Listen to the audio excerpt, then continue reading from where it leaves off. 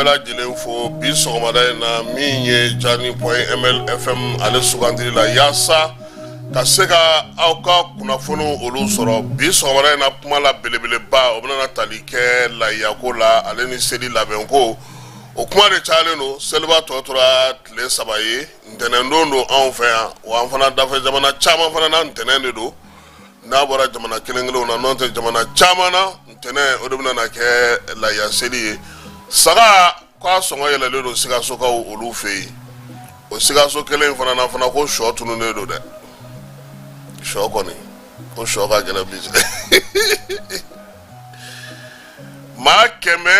180 o nana ka na fara maa 150 kan ka bɔ Côte d'Ivoire gɛlɛya minnu sɔrɔ minisiri ale olu kunbɛn kunungo Tour d'Afrique la yan min bɔr'o la an n'o da aw tulo kan tailleur machine bɛ minnu bolo n'o olu ta ye courant ye olu kɔni a b'a fɔ ma togolo o kɛlen don k'olu sanga burun bi dɛ aha olu machine tigiw muru feerelaw ko maa tɛ ka na olu fan fɛ saga ma sɔrɔ i bɛ muru san cogo di a ko ka gɛlɛn dɛ bɛɛ lajɛlen n'i kungo de don koyi bɛɛ n'i kungo don communiqué du conseil des ministres o bi yan jɔyɔrɔ dira maa dɔw ma ministre dɔw ye baara dɔw kɛ olu lakalila fanga ɲɛmaa fana ye jamanakuntigi Saga ale fana ye ɲɛfɔli kɛ banako la mɔgɔ bɛ se k'u yɛrɛ tanga cogo min an na tila k'an da don o la farikolo ɲɛnajɛ ko farafinna ŋanaw bɛ ka ɲɔgɔn labɛn ka taa coupe du monde kɛnɛ kan maaw tun kan k'u jija match minnu taana n'o ye tile 4 ye tile 4 kɔnɔna na ni maa min sera ka se sɔrɔ a bɛɛ la i kun ta bɛ kɛ kuru 12 ye ko jamana minnu kɔni sera ka mɔnɛbɔw yɛrɛ la olu bɛ kuru 10 na o jamanaw an n'olu tɔgɔ da maaw tulo kan anw ta in foyi tɛ ni hakɛ tɛ foyi tɛ Mali balontan na ni hakɛ tɛ namara sirilen k'a dilan k'a mamu k'a cɛ ɲɛ o tɛ se ka wolo foyi la ni dusukasi tɛ a mara k'a fɔ dɔrɔn karisa bɛ kaso la o mɔgɔ ma sɔrɔ Mali fédération bɛɛ commission fɛn fɛn bɛ yen a bɛɛ ko ko ayi n'aw ye ko mamu k'u namara o cogo la o bɛ taa wolo mun ɲuman na aw bɛ fɔ an ka dususuma sɔrɔ cogo di joueurs ye kuma dɔw fɔ u bɔtɔ Afrique du Sud peut-être mɔgɔw bɛ na a mɛn o joueurs fana ja ko bɛ k'olu fana na o fana tɛ se ka lakali balontan in kɔnɔna ka dun dɛ nka Ala ka don nataw yira an na an kɔni b'a ɲini u fɛ u ka bɔ kɛrɛfɛ kuma na u kana o k'a fɔ kɛnɛ kan Amari ye min fɔ jaw tɛ foyi ye o tɛ foyi y'a ko kɔrɔ n'a ko bɛ ten anw sigilen don k'an bɛ ka équipe supporter ja bɛɛ n'i ka clan de fana don o kɔnɔna na ye nin ye ninnu ka groupe mɔgɔ ye joueur ba 4 min olu fana kɛlen don ka mɔgɔw tila u ni ɲɔgɔn cɛ donc n'e tɛ olu groupe ninnu na sa e kɔni e b'i si bɛɛ kɛ e tɛ jouer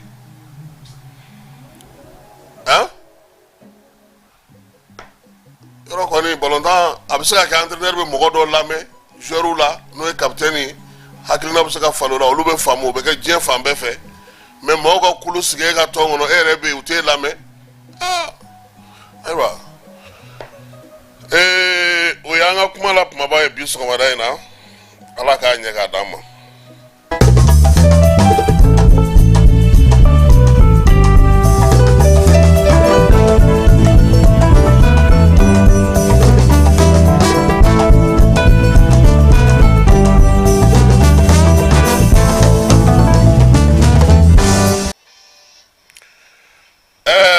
San bannen n'o nali ma Bamakɔ yan dɛ Amara a bɛ na a bɛ cɔri k'a bɛ jɔ nin ye nin t'a dɔgɔkun 3 ye sa san bɛ fin Bamakɔ ka tɛmɛ ayiwa sanko in an bɛ dugawu kɛ ala k'a nɔgɔya anw fana fɛ an ka bureau la yan nin y'an tile 2 an tɛ ka courant y'an ɲɛna k'a daminɛ mardi 15 heures la fɔ an sigilen filɛ yɔrɔ min ni énergie ka courant tɛ anw fɛ yan a b'anw na cogo min Sogonikɔ b'o cogo la Banangabugu Falajɛ b'o cogo la Yirimajɔ b'o cogo la Zerni b'o cogoya kelen na kabini mardi 15 heures n'u ye courant tigɛ fo sisan anw sigilen filɛ yɔrɔ min courant t'anw bolo komi sisan n'i ko ko courant tigɛra u bɛ mɔgɔ dɔw bila k'i wele k'a fɔ ko courant b'olu ka yɔrɔ la anw ta in anw yɛrɛ bɛ nin kɔnɔ nin daminɛna mardi 15 heures u y'a tigɛ fo bi an sigilen filɛ yɔrɔ min na an ɲɛ tɛ courant na donc énergie ni min bɛ yen an kɔni bɛ courant tigɛ dɔn a bɛ di mɔgɔw ma heure 6 o de fɔra an ye n'a bɔra heure 6 la sisan tile 2 i t'a sɔrɔ parce que mardi an ye mercredi kunun tile bɛɛ kɛ an m'a sɔrɔ bi depuis dugu jɛra a ma se yan donc an b'o fɔ mɔgɔw ɲɛna Amara bi sɔgɔmada in na bamananw ko ni batigɛ kurun fara cogo o cogo an b'u fɔ ko sigiyɔrɔ bɛ sɔrɔ a la dɛ bilasirali jan k'o fana tɛ ɲɛnafin bɔ dɛ diinɛ jɔnjɔn o tɛ mɔgɔw bolo dugu o dugu la furu tɛ baara dugu o dugu la baara jɔnjɔn tɛ mɔgɔw bolo dugu o dugu la siniɲɛsigi t'o dugu ye cɛmɔgɔ André Traoré kalanfa don ala ka hinɛ a la Sikasokaw olu fɛ yen i t'ale fana dɔn dɛ nka i bɛ Jean Lafontaine dɔn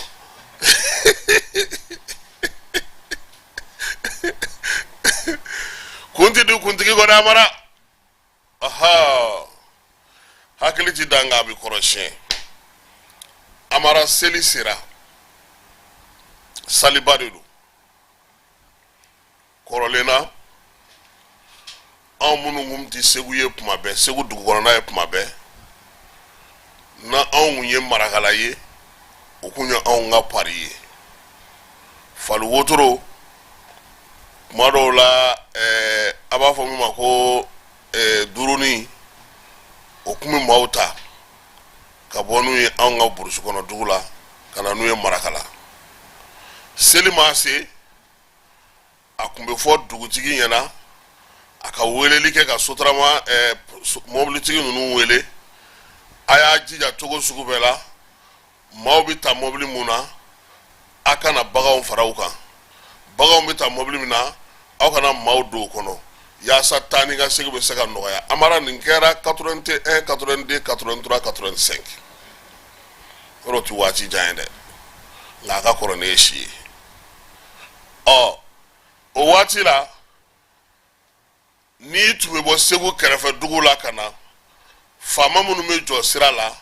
u tun bɛ mun ɲininkali kɛ i la mobili sɛbɛn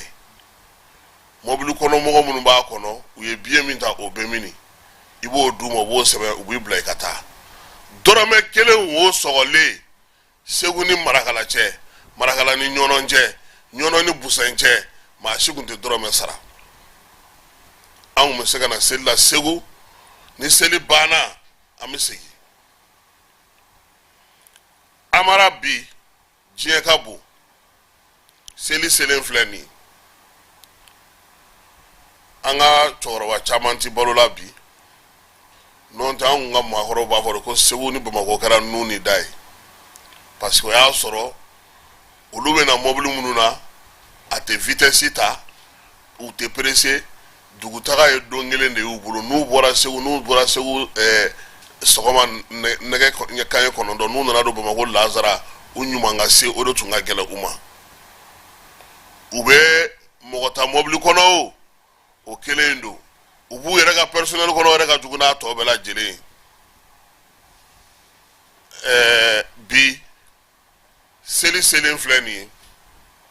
an bɛɛ bɛ taa car place la an bɛ taa mobili ɲini k'an bɛ taa an ka dugu la yen car place la an yɛrɛ bɛna n'an ka minɛn minnu ye n'o y'an ka valise ye n'an ka finiw ye ka fara mɔgɔw ka samaw kan ka fara ɲama fɛn fɛn kan hali saga ni fɛnw an bɛɛ bɛ don mobili kelen kɔnɔ bi Bamakɔ yan dɛ n m'a fɔ Busɛn dɛ yɔrɔ Busɛn ta tun ye 83 n y'o f'i ye wa an falenba an bɛ se polisiw ma poste la an bɛ tɛmɛ chauffeur kɛ b'a ko ɲɛnabɔ hakili b'a tɔ dafa an bɛ bɔ yen fɔlɔ poste tun bɛ fana poste tɛ yen bi an mana se an bɛ jɔ ni min bɛ min sago t'o san an bɛ tɛmɛ Kɔnɔbuguda an b'a kɛ ten Segu donna an b'a kɛ ten fo ka taa an se Segu mais nin waati in na mun de bɛ yen mobili minnu bɛ mɔgɔw ta olu mobili bɛ cogo di fɔlɔ mobili sugu bɛɛ bɛ sira kan bi hali n'a ye e diya sini n'i ye mobili den 2 sɔrɔ i b'a sɔrɔ ko air amara air wulufagala air ɲinɛkuncila air mafala a bɛɛ bɛ sira kan bi maa si t'a contrôler u bɛ tɛmɛ ele ni su ani tile mɔgɔw ni baganw ni fɛnw b'a kɔnɔ wa polisi yɛrɛ tɛ wuli ka bɔ a nɔ na ka n'a lajɛ n'i ye maaw ye k'u bolo 2 da u kun ka kule ko accident kɛra mobili min taara n'a fɔra mɔgɔ 60 sigiyɔrɔ b'a kɔnɔ a ye accident kɛ ka maa joli to a kɔnɔ o jumɛn kɛra k'o sɛgɛsɛgɛra k'o enquête kɛ k'o ban k'o mɔgɔw ɲangi k'o fɔ bɛɛ ɲɛna jamana kɔnɔ yan fɔlɔ i b'a mɛn de ni accident kɛra on va faire les enquêtes o y'o bannen mobiliw sotra mobiliw mɔgɔ ta mobiliw u bɛ taa yiri jɔlen minɛ chauffeur kɛ bɛ sunɔgɔ la ka maaw daji fiɲɛba bɛ ta san bɛ ka nalen siraba ɲiginnen don u bɛ taa maaw ni kɛnɛ karaba seli ɲɛkɔrɔlaw de ta ka ca ani sanyɛlɛma fɛtiw amara an bɛ k'a fɔ mun na n'i ye bi dɔgɔjɔ mobili o dɔgɔjɔ mobili ta n'i ye donita mobili o mobili ta bi sira kan n'a y'i diya bɔ i ka t'i jɔ Segu sira la i k'a lajɛ a bɛɛ falen fo k'a dama tɛmɛ u bɛ bɔ Bamakɔ yan cogo min u bɛ don Segu ten u bɛ bɔ Segu ten f'u seyɔrɔ fo ni fɛn na sɔrɔ u ma dɛ mais mɔgɔ joli bɛ don a kɔnɔ place ye joli ye jɔnni kan k'o sɛgɛsɛgɛ baara jumɛn bɛ se ka kɛ ni accident kɛra i bɛ gouverneur nalen i bɛ maire nalen i bɛ ministre nalen i bɛ jamana ɲɛmɔgɔ wule k'u jɔ ko nin ko in tɛ se ka to tan a ko dun bɛ to ten dɛ foyi tɛ bɔ a la dɛ maa tɛ ɲangi kɔsa in na n tɛna na compagnie tɔgɔ fɔ a ko nɛgɛ bɛ ɲini ka na bɔ mɔgɔw la a ka accident fɛ nka bi a jumɛn bɛ yen min tɛ maa damatɛmɛ mɔgɔ t'a kɛ jɔnni jɔlen don sirabadaw la ka mobili ni mɔgɔw bɔ ɲɔgɔn na baganw ni adamadenw kana don mobili kelen kɔnɔ seli ɲɛkɔrɔ la ka se ka kasara dɔgɔya jɔnni jɔlen don sira kan ka vitesse contrôler i bɛ bɔ Segu yan i bɛ bɔ Bamakɔ yan ka taa Segu n'Ala y'i kunnadiya i b'u sɔrɔ Kɔnɔbugu dugu tɔgɔ ye di Marakakungo n'i bɔr'o kɔnɔ i bɛ gendarmew de sɔrɔ yen ni gendarmew bɔra la i tɛ maa si ye sira kan olu fana i ni dafalen min bɛ bɔ Marakakungo dugu kɔnɔ k'a fɔ k'i b'i kunna Segu kan i bɛ t'olu jɔlen sɔrɔ i ɲɛ n'o bɔra la fo Segu i tɛ maa ye seli ɲɛkɔrɔla la u bɛna ni mɔgɔ dɔw ye k'u bila siraw kan a bɛɛ lajɛlen ye wari ɲini ye contrôle kelen tɛ a la sabula ni mobili jɔra mɔgɔ hakɛ min b'a kɔnɔ doni min b'a kɔnɔ bagan min b'a kɔnɔ kɔlɔsili min kan ka k'a la n'o kɛra la san wɛrɛ mɔgɔw t'a mɔgɔ ɲɔgɔnna wɛrɛ ta tuguni mais san o san jɛkulu sigilen don an fɛ yan ko ANASER a bɛ bɔ télé la a b'a fɔ k'a bɛ ka mɔgɔw sensibiliser nka o bɛɛ kɔfɛ accident bɛ kɛ anw ka jamana ye diinɛ jamana ye limaniya bɛ an na an bɛ ko caman da Ala kan nka maaw nɔ bɛ fɛn caman fana na dɛ mobili boli kojugu teliya kojugu girin ka mobili ta aw caman b'a kɔnɔ misigi b'a la e ta b'a la chauffeur ta b'a la kɛrɛfɛmɔgɔ ta b'a la ka mobili kɔnɔna kɛ ko kɔɲɔ kɛnɛ ɲagalen fitirida fɛ ko aw ka se aw seyɔrɔ n'aw sera aw seyɔrɔ kɔrɔ ko dɔ tɛ tiɲɛ ye dɛ aw bɛ mobili min yɛrɛ kɔnɔ a révision kɛra wa a contrôle kɛra wa pneu ka ɲi wa moteur ka ɲi wa o si jate tɛ minɛ n ka wari don a la dɔrɔn n ka se n seyɔrɔ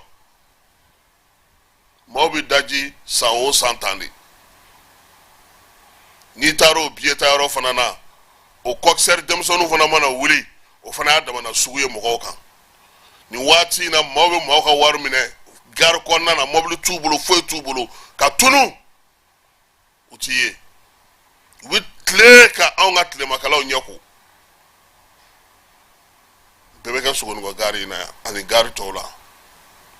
wa bi Bamakɔ fan bɛɛ kɛra gare ye n'i ye sira ta fan bɛɛ kɛra mobili ta yɔrɔ ye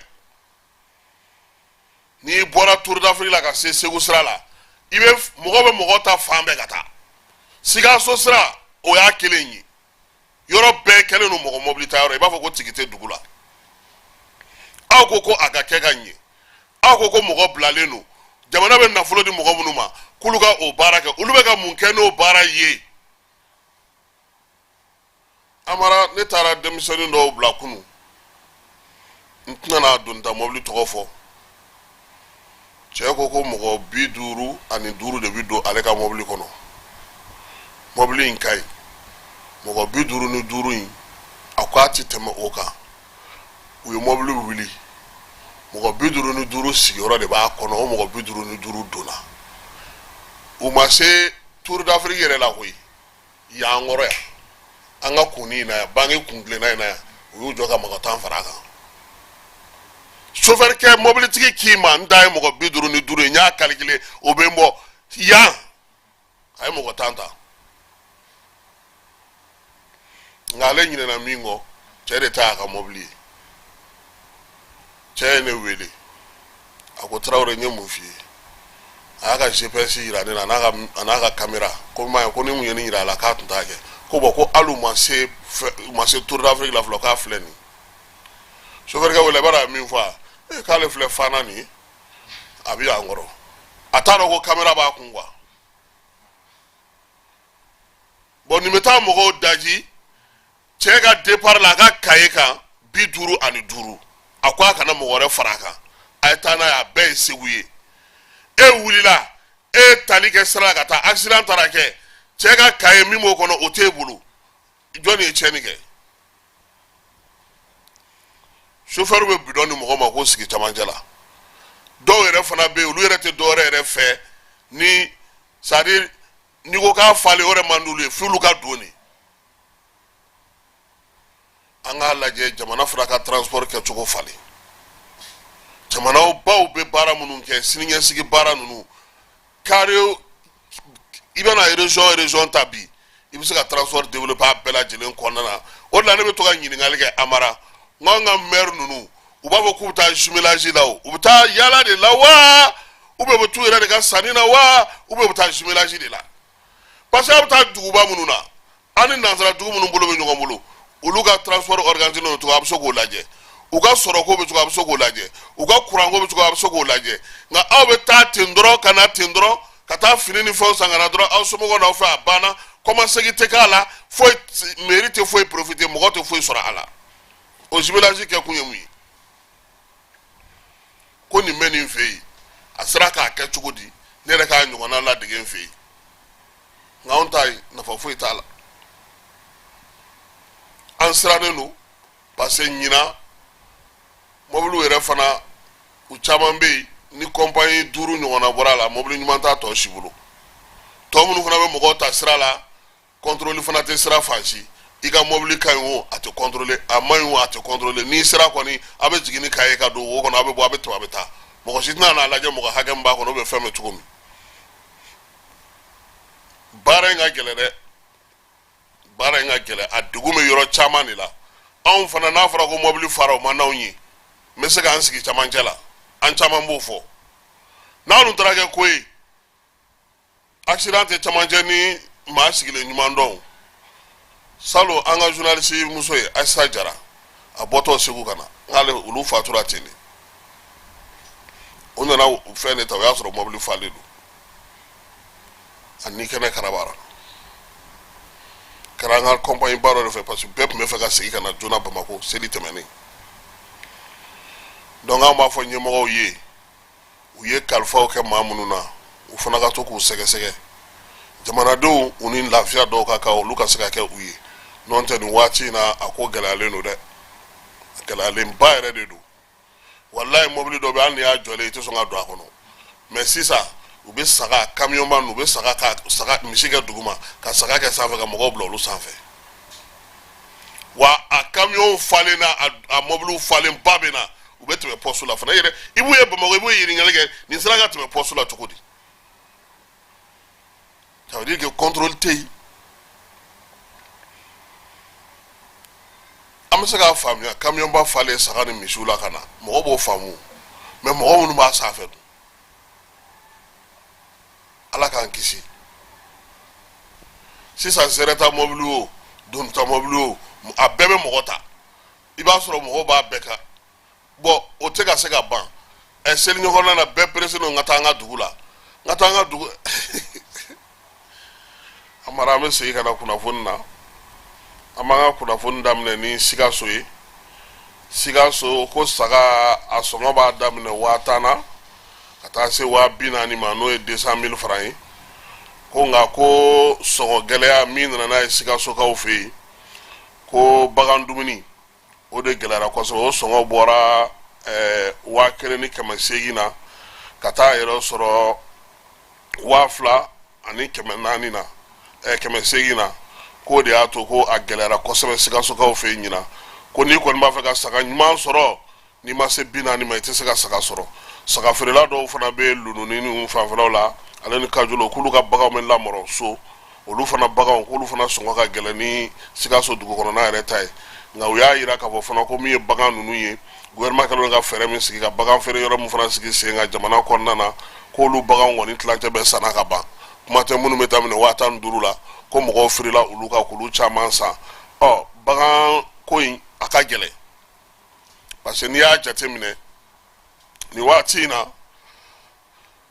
fulaw bɛ min fɔ mɔgɔw ye e ɲɛ bɛ min na dɛ k'i b'o fɛ dɛ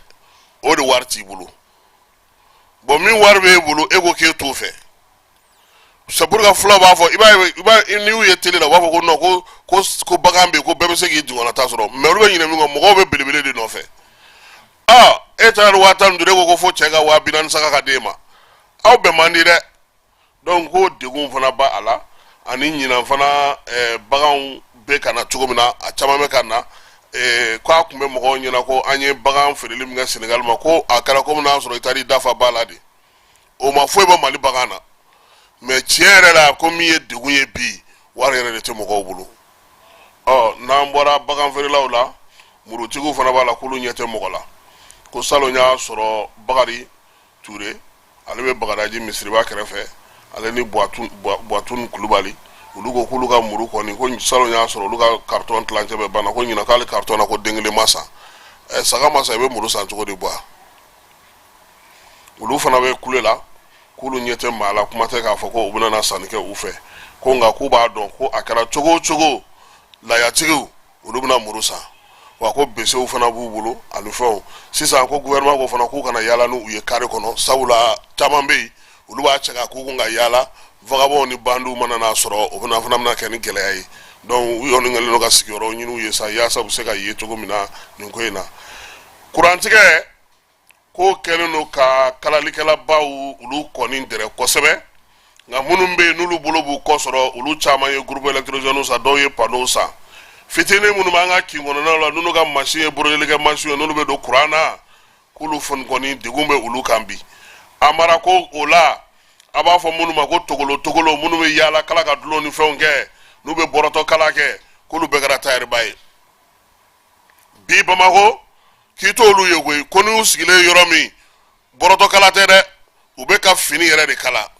ko ja ko a dɔw ye wanɛ ye wa u bɛ k'u tɛgɛ nɔ fana u fana nana n'u ka petipetiniw caman ye ka n'olu sigi u kɛrɛfɛ machine minnu bɛ yen n'olu tun tɛ marase k'olu bɛɛ tulu k'u bɛɛ la k'u nɔgɔw bɔ kosɛbɛ k'a ka ca yɔrɔ min o ye anw fanfɛla ye o tɛ diyagoya anw ye quartier périphérique ye o Zerni ni Yirimajɔ ni Ɲamakɔrɔ k'a ka ca yen de kosɛbɛ ani Bangɔni na Amara o ma fisa i ma fini sɔrɔ ye wa k'a dɔw fana ko minnu bɛ yen ni maaw ko ko u ɲɛ tana ye borode ye k'u bɛ k'a lajɛ koyi k'u bɛ ka machine ninnu lamu k'u falen ka double fɛn dɔ kɛ u bɛ borodeli kɛ dɛ u bɛ k'a kɛ dɛ ko mama ko chew kulu ko feno kadu ko ordinateur ko o de be ka fini bazena ko wa ko nunu ba sigi fo ka nye ka teme ali ma wara nunu ba baraka ka teme ko sisan sa u ka songo fana ko fana kadi ibaro folo ni tara furukiya complet ni ko kibita sa sisa fi ka 60,000 bo nunu ta 50,000 ko nga sa ashiko de sa anaka dongo kele de parce que u fana forla chogo u te wana nunu bala olu ka baraka chogo nu ka finition ko olu kon ba manje anga kamale no ye Seydou Touré alebe kalali ke mayamugu ya ama fana foka wala mando ulu chama me ka ni bara nunge ani demsere munu fana be balla bugu ko sebe ulu fana be ala mi ye kala ka dulon tugu ye joma kala no fana ku ta marché la ku bla ka so kono ya sab se ka do soro to ni mbega fsani ni sueni ni be doke ibe do soro kitaka u fei mi nye koko fataka u ka dugula ulu ka to di koko fata ani makana ni obe kita marala ko do de flene ka mauto ka maw mine ka bo mobli kono ku daw disika fen bu bulu ka bela jilen bo minye mouvement litali o ka courant so kere o ka antenne kere flala ma nunu ko marafa ku bu bulu ube se ma woro kata se ma segi nyogona ma u ko ni kari corona mo ko bela jilen bo ku daw disika kata ko maw na mu la so min ngoina ko e ka fo ko ni dugude on yere ko nun te terroriste ye ko nun te terroriste yere ku koni uye ma bela jirin da disika ko ali sanu bulona nega warje bulona nega mun na ku ya bebo téléphone portable ki ga di utara no lu bela jili ni mi ngoni orange mo ko ngone soko bo parce que ni ku bo o mano al ni code bi bulo ko ni soko bo fo fi ko code doni nga mata do ne dem so nu nga fero ka bo sisa Malien munu me Côte d'Ivoire we gele asoro sport bu ka ofi ma keme ani biduru ku nana odongo minye ministry kunu ma keme ani bisegini fla olu fana nana Musa Agata yer aletaru kumbe akoko Côte d'Ivoire be ka bara mi ko Côte d'Ivoire ka hake aka jamana bara ka tugodo ko uma la wuli ka nyeshi Malien droma kube ku ga dugu de dlan ko wa kale ba yini Malien munu fe ko nu nana ku ka adonga fo ko nanu fasola gouvernement fana ka no ga fere mun tika ko obe nu ma obe fana nu bo don munu me fe ka segi kana u ka fo unyena gouvernement ale na fere ni dabali tika ya so bu se ka segi kanu ga so to mi ko ma munu nana zein amma koroba ana muso de ka cha ko sebe sabula chaman tu be olu kunya yira ka ba kule demsenu yolu be to ka barake ko nga ko ni wati labaina dugun barka be ka boya soro te ka sika ke shiro te ka soro ni gouvernement ni fere sigi singa kula na u fasola ni nana ina na demborde andoni ka sika bara do fana ke ANR no assise nationale ale commencer gi bara o ka yira mawla sa chala tika jegulu ube ka ta yuru la cour constitutionnelle o nyama ba fe no Amadou Ousmane Touré akoni ya yira ka ko ka seben ngoni ni sharia ki so beta nyon fe hakili sigi na ka sa do na ta la seben kura bunu be ka du uma ka sega ulu sigi sengelenga ulu fana na ndaje no asu na nga sharia suma ko beta nyon fe ukoni ya yira ka ko ka daile le no uye no Amadou Ousmane ko cour constitutionnelle kon daile le no uye no mo ko bula wati o wati uka sega na kon minye assise cabinet ale kon kera sa la wale ali keme strada la bisaba ani woro buruburu bisaba ani woro ko ode straka la wale ya minye bara yo kay talike kumbele ban mugana wale amunu mesaka ke jona ulu koni biduru ani duru ko ulu straka sen soro bi ka keni franje la fanga nyama ale ka la yini mi ANR sa ko minye fanga nyama e shogel ko kala maiga aseba nguntara ira ale fanana o bolen go sa utara na SNT fanana Malik Jaw fana fe chala tika jagulum be no cour constitutionnel cour suprême utara ira nunu bela jirena sa ya sa ka ira ka fo barabe ka ta to mi maw hakrina e minye absaka nyen soro to mi amara ko jara la ka fa tuno do siga so de siga so do travel la ka o tayde siga so fama so e nani ne travel la fla bertela anisano olu koni bon ndi majara la ka mesiga so de masadugo muganu kono don be siga so don la amana na baro ka ha amara ne afayo awo ka livru ba munun kala ni Jean Jaurès nunu ni fen nunu che olu ayulu toyi ah ah ali ni ye Sikaso Mamelon dɔrɔn ta o dɔrɔn ye tariku ye Sikaso Mamelon komi a bɛ tata de dɔn kosɛbɛ mais n'i ye mɔgɔ ɲininka o wolo ko tata bɛ Sikaso dɔrɔn Mali kɛlɛ dugu fosi tɛ tata tɛ yɔrɔ min hali Kuɲakarikaw fɛ yen tata b'u fɛ yen donc Sikaso ko min ye sɔ ye ko a sɔngɔ kɔni gɛlɛyara dɛ kilo kelen tun bɛ 100 de la ko a taara bila 120 na sisan yɛrɛ ko 130 yɔrɔ dɔw la ko wa fana ko a sɔrɔli k'o ka gɛlɛ kosɛbɛ ko ni dun ye sɔ lajɛ ko a jɔyɔrɔ ka bon kosɛbɛ an ka da dumuni ko fɛn ko la sabula ko ni ye sɔ ta k'a jate minɛ ale bɛ dɛmɛba de kɛ maaw ka dumuni ko la an ka jamana kɔnɔ ko wa fana ko balo min don k'a balo ka ɲi kosɛbɛ feerelikɛla minnu bɛ sigi kin kɔnɔnaw la k'olu caman b'a an yɛrɛ tun b'a dun dɛ k'an to NSP la ale ni makɔrɔni ani cɛkɛ an b'a bɛɛ ɲami ɲɔgɔn na sali yɛrɛ ka juru an yɛrɛ bɔra ekɔli la ka sali ka juru ta an na o lila ka bourse ta yɔrɔ la kɔni diɲɛ don dɔw tɛmɛna conseil des ministres an bɛ don o kɔnɔ an bɛ bɔ Sikasokaw n'u ka sɔko la fɔlɔ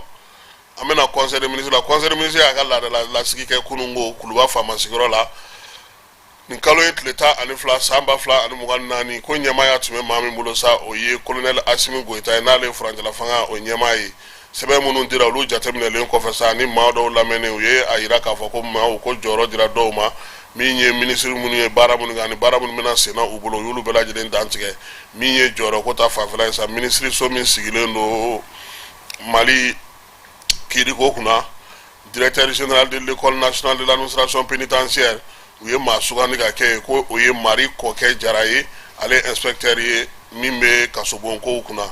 o fana mana tɛmɛ ka bɔ ministère des affaires étrangères et de la coopération internationale n'o ye Ablaye Diop ka baarakɛyɔrɔ ye Mali lasigiden kura wɔlɔfɔw fɛ yen o ye Boubacar Biro Diallo ye ale ye conseiller des affaires étrangères ye Mali lasigiden so min bɛ Konakirikaw fɛ yen Guinée o lasigiden kura o kɛra colonel major Mamadou Keita ye min ye deuxième conseiller Mali ambassade la Italikaw fɛ yen Rome o kɛra Amadou Baba Maïga ye ale ingénieur d'agriculture génie rural ye attaché de défense Mali lasigiden so la Madrid kaw fɛ yen o ye colonel major Cheikh Tidiane Diarra ye min ye ministre so min bɛ recherche scientifique kunna sa recteur de l'université de Bamako l'université des sciences sociales et de gestion de Bamako o recteur n'o ye a directeur ba ye o kɛra Mamadou Koumare ale ye professeur d'enseignement supérieur ye ministre so min bɛ ji ni kuranko kunna sa directeur national de l'énergie an k'a fɔ k'a perepere latigɛ EDM o ye directeur général ye o bɛ yen mais nin ye directeur national de l'énergie de ye nin ye kuranko directeur de ye an ka jamana kɔnɔ mais min ye énergie ye ale o ye EDM de ye voilà donc directeur national o kɛra Usubi Mari n'u b'a wele ko Ousmane Jara ale ye ingénieur de l'industrie et des mines ye ale de kɛra directeur national de l'énergie ye an ka jamana kɔnɔ o ni énergie directeur ba o tɛ kelen ye o ye Ablaye Jibril Diallo ye n'an b'a wele ko Adu Kɛnzanbugu ministre so min sigilen don sɔrɔ ni jagoko kunna an ka jamana kɔnɔ directeur général du centre de développement du secteur agroalimentaire o kɛra Youssoufou Alassane Cissé ale ye planificateur ye ministre ka baara waleyali hukumu kɔnɔna na sa ministre min bɛ sariya ko kunna n'o ye Mamadou Kasoge ale ye conseil de ministre ladɔnniya k'a jira k'a fɔ ko Mali tun bɛ jɛɛrɛ kɛnɛ kan jɛɛrɛ min n'o o ye comité interministériel ye maa minnu bɛ yen sa n'olu bɛ wari bayɛlɛmali kɔni kɔn kosɛbɛ olu ka jɛɛrɛ 28 na o tun b'o kɛnɛ kan ministre y'a jira k'a fɔ ko jɛɛrɛ 28 in kɔni kɛra waleya min y'a to sa kalo in tile fɔlɔ n'o ye juin kalo tile fɔlɔ ye ko o y'a to u sera ka sɛgɛsɛgɛliw kɛ ka jateminɛw kɛ baara taabolo kura min nana sigi u fɛ u ye kuma fana kɛ min ye baara tako filanan min bɛ sigi sen kan yaasa ka se ka baara yɛrɛ don bɛrɛ la waati ni kɔnɔna na bolodiɲɔgɔnmaw bɛ se ka kɛ cogo min yaasa u ka sigi bolo sabanan o ko bɛ se ka daminɛ san 2024 kɔnɔna na cogo min na Ghana Sénégal olu ta ye 2025 ye min ye Burkina Faso o ta ye 2026 ye Mali o ta ye 2027 ye baara ninnu sigi cogo la sa yaasa ka se ka wari dun kɛrɛ nka min ye Mali ye ale kɔni ye kibaruya di k'a jira k'a fɔ ko ale bɛ baara minnu na nin ye o baara bɛna n'a to dungo jugani yurugu kɛlɛli ale ni waleya cɛjugu minnu fana bɛ yen ka se ka olu kɛlɛ ka kɛ ni kapitani kaw ka laɲini ye ni o bɛ Afrique du Sud kaw fɛ yen ko olu kɔni ye o kibaruyaw bɛɛ lajɛlen di sa yaasa ka se k'a jira k'a fɔ ko san 2027 san o ka bɛn ni Mali yɛrɛ ale ka baaraw bɛɛ lajɛlen sigili ye sen kan sa a ye waleya minnu kɛ yaasa ka se ka dɔ bɔ nin ko ninnu olu kɔlɔlɔ la na sira wɛrɛ fana fɛ min ye session min bɛ sigi sen kan n'o ye cellule d'enseignement financier ye ka taa se jɛkulu ma jɛkulu minnu yɛrɛ bɛ dungo juguya ni yuruguyurugu ni wari bayɛlɛmali k'a kɛ ŋanamuŋanamula ye k'o baara fana senfɛ min ye ɲɛmaaya kɔni ye ko o falenna min ye a selili belebeleba ɲɛmaaya ye sa ko u y'o ta k'o di Mali ma san 2 Mali kan k'o de kɛ a ɲɛmaaya la minisiri min bɛ refondation kunna ni ale ɲɛsinnen don gouvernement ni calatigɛ jɛkulu ka ko ma n'o ye Ibrahim Ikasa ye ale ye conseil des ministres ladɔnniya k'a jira k'a fɔ ko baara minnu bɛ sen na sa n'o ye cadre stratégique ye ka se ka yɛlɛma don jamana kɔnɔna na k'o sɛbɛn kun fɔlɔ kɔni bɔra ka ban sɛbɛn ninnu kɔni b'a jira k'a fɔ sa min ye refondation yɛrɛ baarabaw kan ka kɛ cogo min comité min sigilen don kɛrɛnkɛrɛnnenya la a ko kunna sa o ye laɲiniba minnu kɛ ka kɛ ni assise yɛrɛ laɲini ye k'olu bɛɛ lajɛlen kɔni yirala jamanakuntigi la nin kalo tile 27 ko wa ko n'i y'a ta k'a jateminɛ jamanakuntigi ye hakilinaba minnu di ani gouvernement yɛrɛ bɛ ka baaraba minnu kɛ ko olu fana sigira sen kan o fana tɛmɛnen kɔfɛ sa min ye sɛbɛnw ye u y'u bɛɛ lajɛlen fana yira nin kalo in tile 10 Sogɛli Kokala Mayiga la k'o de senfɛ sa min ye baaraba minnu sera ka kɛ olu yirala gouvernement yɛrɛ ye baara minnu kɛ minisiri bɛɛ lajɛlen tun b'o fana kɛnɛ kan yaasa ka se k'a dɔn premier ministre kɔni k'a y'a laɲini u fɛ baara bɛ ka taa cogo min na u ka dɔ fara o kan yaasa min ye assise ye jamanadenw y'a laɲini cogo ani jamanakuntigi ka kuntilenna a bɛ se ka tali ko la cogo min na baara kɛcogo ɲuman min ye malidenw olu hakɛ dɔɔni ko olu bɛɛ lajɛlen bɛ se ka sigi sen kan cogo min na baarakɛyɔrɔw bɛɛ lajɛlen na minisiri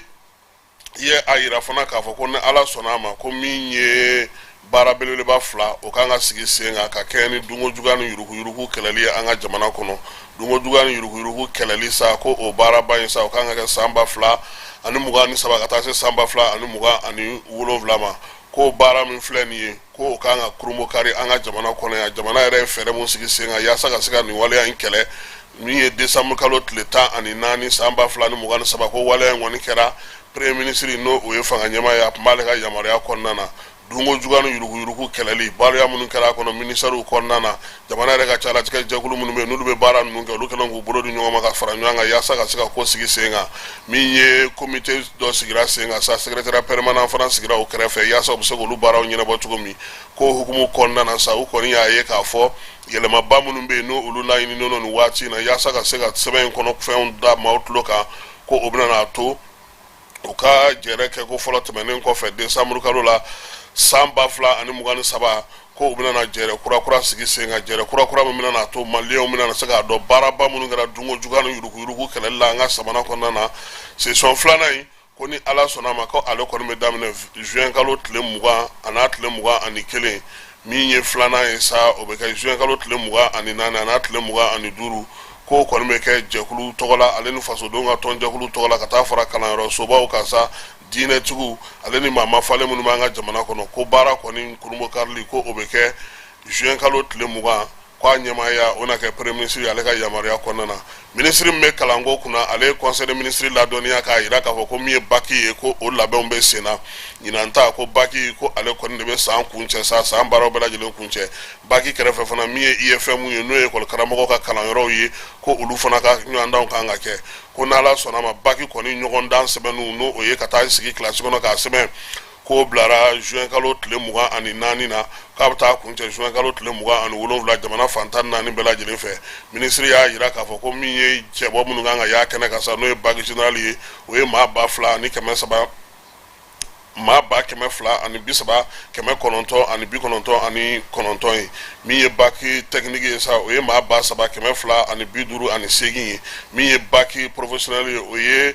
maa 220 ye minisiri ko fana ko min ye san laban baaraw ye institut des maîtres fana kɔnɔna na k'olu fana ka lajɛw olu fana ka ɲɔgɔndanw bɛna daminɛ juin kalo tile 24 ka taa kuncɛ juin kalo tile 28 ko min ye école karamɔgɔ 10,382 o de kan ka y'o ɲɔgɔndanw kɛnɛ kan minisiri min bɛ sanayɛlɛ kalansow kunna ale ye conseil des ministres ladɔnniya k'a jira k'a fɔ ko jɛrɛ kɛrɛnkɛrɛnnen min bɛ sigi minisiriw tɔgɔ la n'o ye Kamesi ye o ta ko 40 n'o kan ka sigi sen kan ko o la sa ko min ye an ka jamana ye ko ale kɔni kan ka ye o kɛnɛ ale kun bɛ o kɛnɛ kan min ye baara in ye a kɛra mɛ kalo tile 23 ka taa kuncɛ mɛ kalo tile 24 o kɛra Brazzaville fɛ yen ko baara mun kɔni kɛlen sa ko u ye nimisiwasa sɔrɔ a la ko sabula san tɛmɛnen minnu baara minnu kɛra n'o ye san 2023 ye k'u y'o kimɛliw kɛ ka fɛɛrɛw sigi sen kan yaasa min ye kalanko yɛrɛ sanayɛlɛ kalanko o bɛ se ka lajɛ cogo min sariya ko ka taa fara politiki ko ka ale ni sɔrɔ ko olu baara bɛ se ka ɲɛnɛbɔ cogo min na min ye kalan fana ye diplôme minnu bɛ sɔrɔ kamɛsi ale ka hukumu kɔnɔna na olu lakodɔnni k'u y'o fana sigi sen kan kɛrɛnkɛrɛnnenya la yaasa jamanaw diplôme bɛɛ lajɛlen ka se ka bɛrɛ don bɛrɛ la ɲɔgɔn fɛ u y'a yira o la sa k'a fɔ ko min ye u bɛna maa ta maa min bɛna kɛ commissaire au compte ye dɔw fana bɛna ta sa yaasa ka se ka waleya in k'ale sɛgɛsɛgɛli kura k'o sigi sen kan min ye accréditation ni diplôme ye k'olu sigi jamanaw bɛɛ lajɛlen kɔnɔna na jamanaw ni ɲɔgɔn cɛ a ka se ka dɔn k'a fɔ k'o de la sa k'u kɔni ye Mali ale sugandi yaasa ale ka se ka o kɔlɔku belebeleba in o labɛn a ka jamana kɔnɔna na ministre min bɛ baara ni baara dege kunna ale ye conseil de ministre ladɔnniya k'a yira k'a fɔ ko min ye Mali ye ko a kun bɛ jɛrɛ dɔ kɛnɛ kan Marocain fɛ n'u b'a fɔ ma ko JITEX Africa Morocco ko a kun b'o kɛnɛ kan ko tako filanan de tun ye nin ye o ye kɛnɛ ye sa kɛnɛ min sigira mɛ kalo tile 29 ka taa kun fori a tile 31 Marrakechkaw fɛ yen ko Mali ko ale sen yɔrɔ la ale ni diɲɛ fan caman maa minnu bɛ boloma baara maaw dege baaraw la gouvernement k'olu tun b'a la min ye baarakɛyɔrɔ belebelebaw ye olu fana tun bɛ a kɛnɛ kan ale ni maa minnu bɛ yen n'olu bɛ baara kɛ hakilinaw la ka taa se bɔlɔlɔsira nasiraw ma cybercriminalité kɛlɛliko kumaw b'a la kɛnɛyakow bɛ a la min ye sɔrɔ yakubali ye ka wuriwali kɛ ni technologie siraw ye olu bɛɛ lajɛlen ma fo ka taa se nɛgɛjuru siraw bɛɛ lajɛlen ma ko kɛnɛ in ka sa Mali kɔni k'o ka ko ye tali kɛ a ka baara la baara minnu bɛ bi n'o ye baara dege ye ani maaw bɛ se k'u sigi u yɛrɛ ye cogo min na ka sɔrɔ kɛ ka se ka baara kɛ u yɛrɛ tɔgɔ la agence min bɛ yen n'o ye agence de promotion de l'investissement ye sa ko o kɔni ye guichet dɔ sɔrɔ guichet kelen yaasa ka se ka ɲɛfɔli kɛ maaw ɲɛna salon in ale hukumu kɔnɔna na ministre ko ale fana ye kuma ta baara barosigi senfɛ sa barosigi min n'o o kɛra fondation Mohamed VI o hukumu kɔnɔna na n'o o sigilen don yiriwali kuntala jan kan ko wa fana ko u y'a ɲini sa min ye Marocain fɛ n'Ala sɔnna a ma o fondation belebeleba in n'o o b'anw yɛrɛ fɛ yan k'o bɛ se ka latɛmɛ Mali jamana ma cogo min na sa yaasa baaraw bɛ se ka kɛ a kɔnɔna na n'a bɛ sɛbɛnnikɔrɔkaw fɛ yen ministre ale ni a ɲɔgɔnna minnu fana bɛ kɛnɛ kan yen n'olu tun taara nin ko in na a n'olu fana ye ɲɔgɔn hakilila falen kɛ Marocain taw b'o la ale ni jamana wɛrɛw taw yaasa baara mun bɛ yen o bɛ se ka sigi sen kan cogo min na ministre min bɛ yen ni ale bɛ sɔrɔ ani jagoko kunna an ka jamana kɔnɔ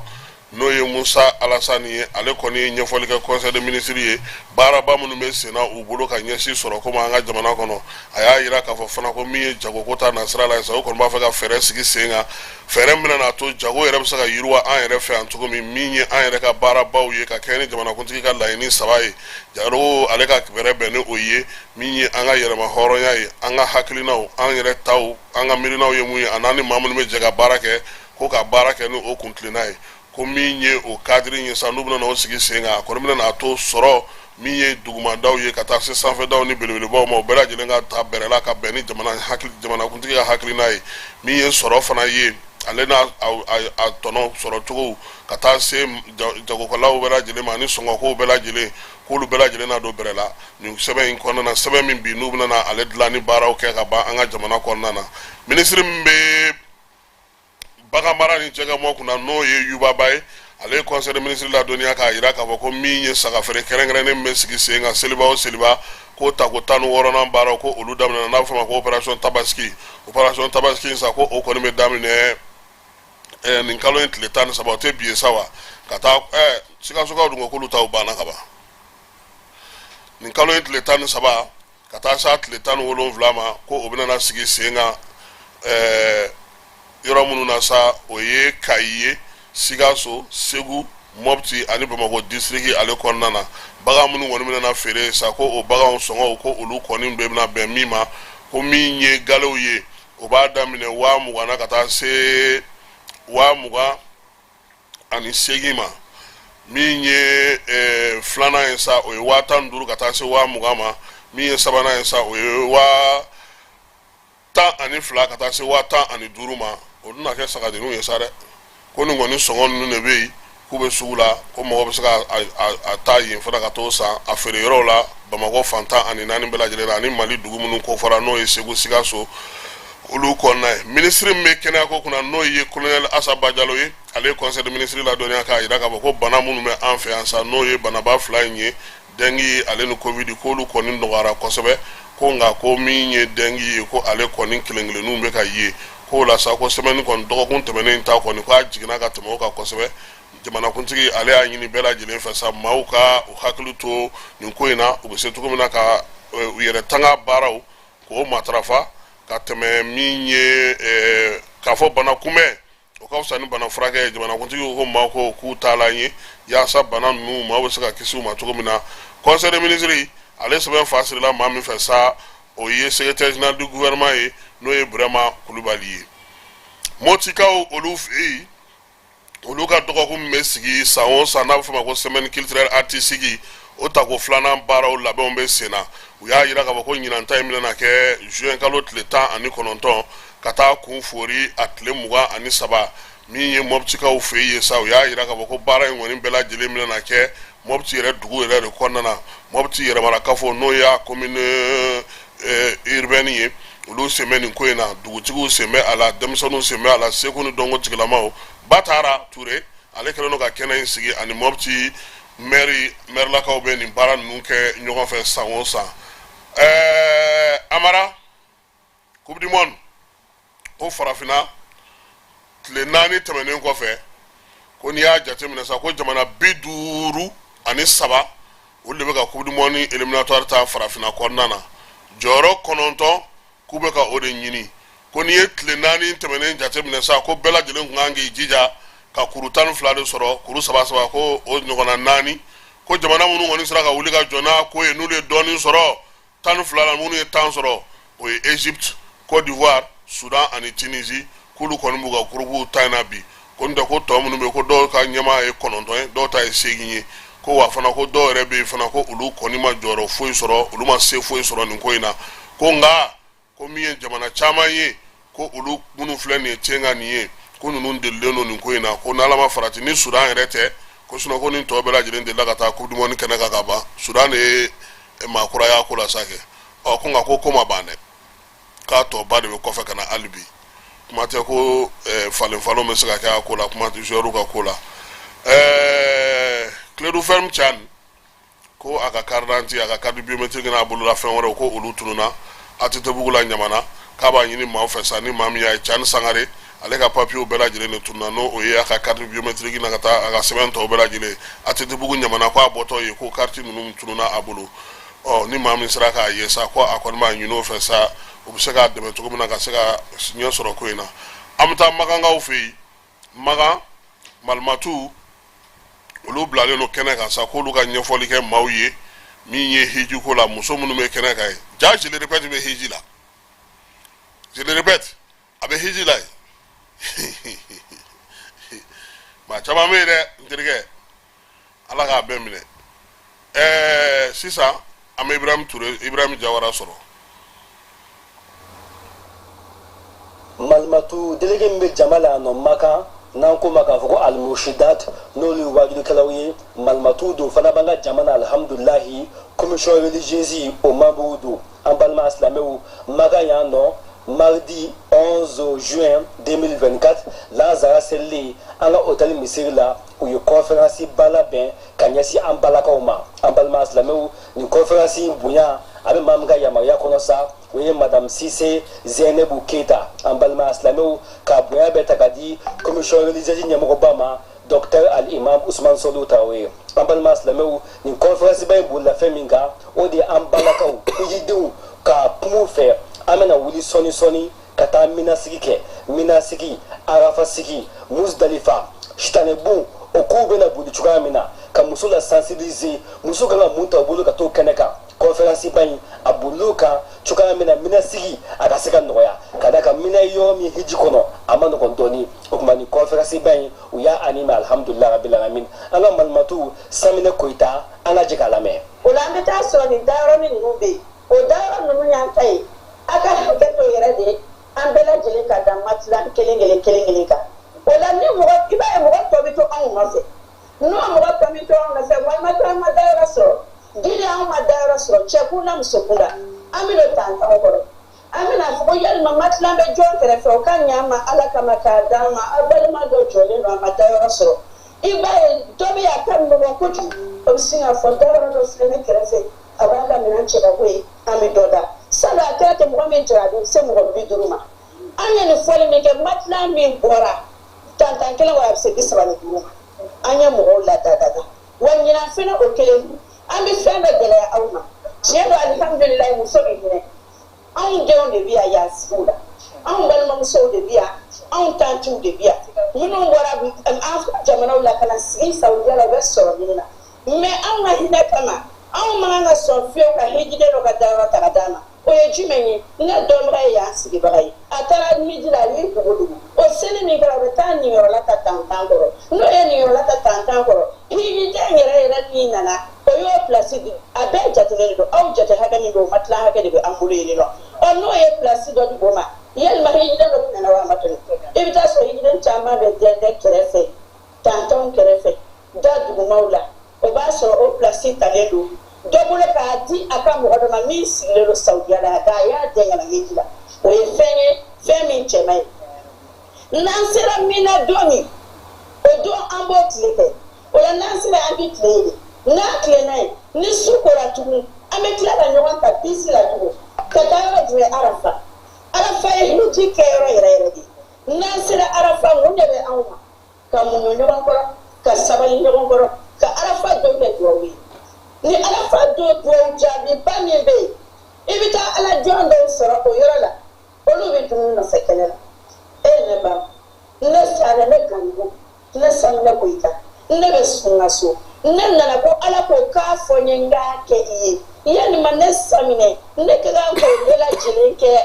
e dumne na ba ne madini so la au ba duma do ka dawna me ala kala la jira bu bina o la dron ne tenga temps perdu kelela me ala de wuli alhamdulillah amna ke yala tanti awro ka ke me tambe emi bulu kana ke suma wabai ibe ala ko suma ke ka ke ni kala ala ko suma ni sengono la afo ala ka fo ala ganga sante boy ibe mime wallahi ya fo ala kana fikini de ala ka jama de ala fe ala sura kala fo se bari ako uduni astajib lakum tola ambo ke duwi ni kle bina tumu asita fitri seni ate safo seni ameta kata rojme muzdalifa wala dewani mi bika sa awgolo ya fola la tanta kulu sisa kata nduri do ngara ka ta furai ale place ko muzdalifa ameta kata dai bela ka dali de do kwe dukola ka andali de do kwe ambi bela no de to mai no bela jume ko ameta jamaratula kata gaba kurun keru kero namba famni sheita da bozore o bela bi to mai amo shukele tani kai nuru nye bana baka to ni musogoro numi ni wati sera ani shakora ba la fuba wakati mara se ubolu leta ubito lu blamina ga an fe an to be beta ansela wo otama sena yara mi fleni o yenni woro bali an nya da ala kusmage mi wona ga gele kusre hijila socialite hijila kelete idimna chugo kana ne ke nunu bela jere de hiji wakati gelawe alhamdulillah hambal maslame wa amba fo ninga walmando ninti yo conference bay mi labena anga malmatu fe kanye shi mali hiji doma fidèle gouvernemental surtout ambalakaw ka conference bay kanye shuma mina sigi avec chugodi arafa muzdalifa ukanga femu ko lu kenenga weni conference bay na be mardi le 11 juin 2024 alhamdulillah madame Cissé Zainabou Keita anaka jama ka bebla mo mga boya kono sa o docteur al imam Ousmane Solo Traoré inshallah awni chiawni baraji Ibrahim Jawara kabo al kaba kerefe maka wa assalamu alaikum aywa Ibrahim Jawara an rabi foki wala mando e sabu ala mega jaw chamanye maw chamanye munu mehi an re baraka nyogo no e lala drabo o wartamna nu wa ma go fima ade fana be hijira me dugo ka ala ka bela jele mine so ma dana tambo jo amara na ala sonama wula fe nege kay tan sigi ana nyon soro kibara kura warewla me dugo ka sa mi seli musakai ala ka no ya bela jele mi la ya ko ala ka bela jele no ya mi sababu nyumai ala ko ka bela jele tlen ko na ala ka kisi gere ni balawma shini kenali la bango nyuma ala ko dama ala ka nga jamana kisi ala ka nga jamana tanga akambe nege kay tan ani sigi